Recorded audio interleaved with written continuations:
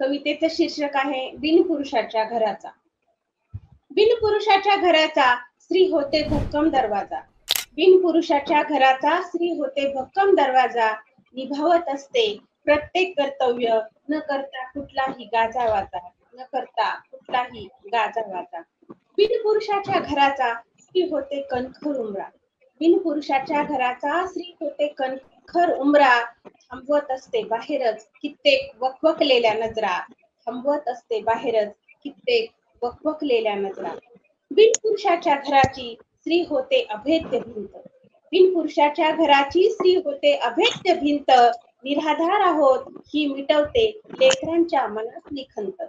बिनपुरुषाच्या घराचं स्त्री होते उत्तुंग छत.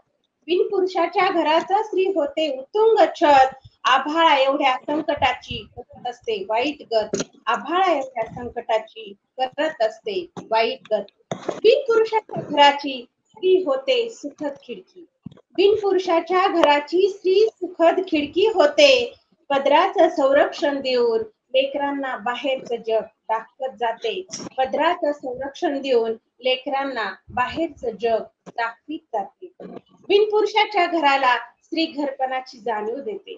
बिनपुरुषाच्या घराला स्त्री घरपणाची जाणीव देते. उणीव भासू न देता जबाबदारी पेलते. बिनपुरुषाच्या घराच्या स्त्री घरपणाची जाणीव देते. उणीव भासू न देता जबाबदारी खांद्यावर पेलते.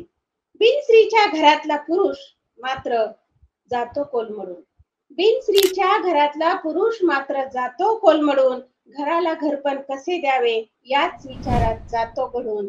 याच विचारात जातो घडून. धन्यवाद.